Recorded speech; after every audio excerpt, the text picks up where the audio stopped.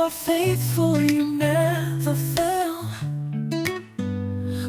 Hello, my name is Florence Juma, and I welcome you this Ebenezer Moments show.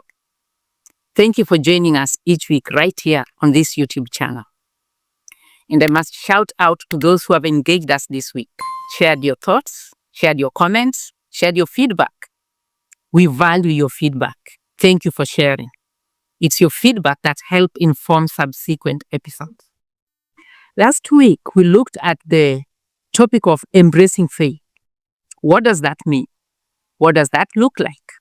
And I understand that it's different for each individual, but there are common characteristics among that can define or describe someone who has embraced faith wholeheartedly.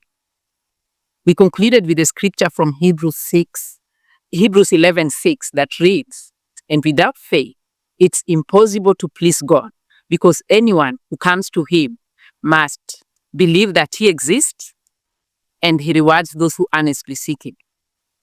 2 points stand out from that scripture. Anyone who comes to him and must believe that he exists. It communicates a choice. One who chooses to come to him.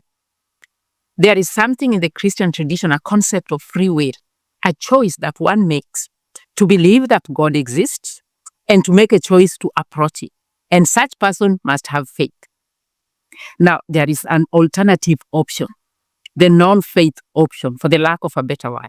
The non-faith option for someone who has looked at the facts and considered all options, and either due to a personal experience or a negative experience, external factors or internal factors, either it can be due to a heritage, something determined even before they came into life. Someone has made their conscious choice not to believe in the existence of a deity, of a God, and not to have faith in such knowledge.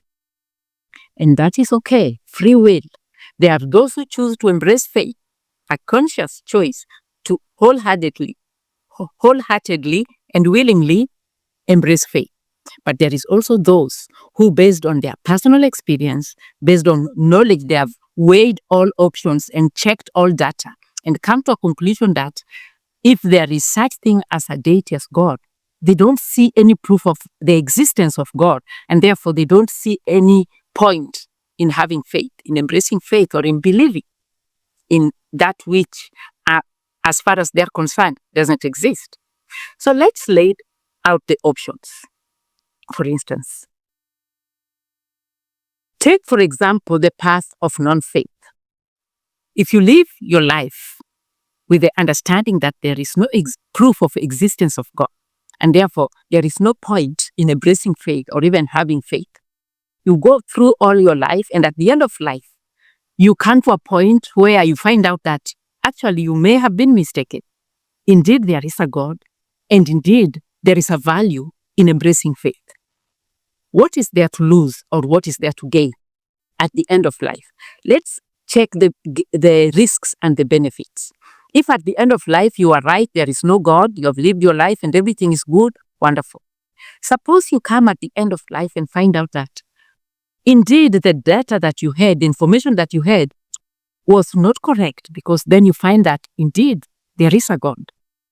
And indeed it was worthwhile embracing faith and getting into a relationship with that God. What will be the loss and what will be the gain? If you come at the end of life and indeed there is no God, and you lived as though there was, probably you can say the loss will be that you didn't have a chance to indulge every Tom, Dick, and Harry that winked at you. You didn't have a chance to live a life of yielding to every temptation, to every fantasy, a chance to experimenting with every substance known to human. By so doing, self-medicating and numbing the pain. You had to go through certain pain or depressive moments when you could have addressed that by experimenting with substance. Or maybe a chance at amassing so much wealth, whether by cutting corners or by robbing someone or some institution, amassing so much wealth and living a life that you are the God of that life. You are in control of everything and you can get anything you want at your fingertips. And so you denied yourself of all this just to believe something that was not true. So that is what we can call the gain or the loss of either living as though there was no God and then coming to the end of life and finding that indeed there was. So ask yourself, if you find yourself in the non-faith path, how is it working for you? Is there even a curiosity that you want to check the facts and know whether there is the opposite is correct? What might it mean for you at the end of life if it was indeed true that there is a God and that faith is of value? Think of this scripture from Hebrews 11:3. By faith, we understand that the universe was formed at God's command, so that what is seen was not made out of what is visible. Suppose that is correct, that by faith the universe was created. It just didn't come into existence. What is the benefit and what is the loss in not believing, in not embracing faith? Where do you stand? Indulge with us. Share your thoughts, share your comments, share your feedback about the non-faith path.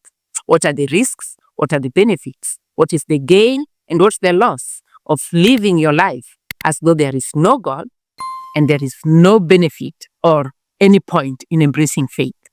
Till next time, Ebenezer. You never fail. From the start till the end, you are God, my friend. Oh, my soul, don't forget how He's carried us this far.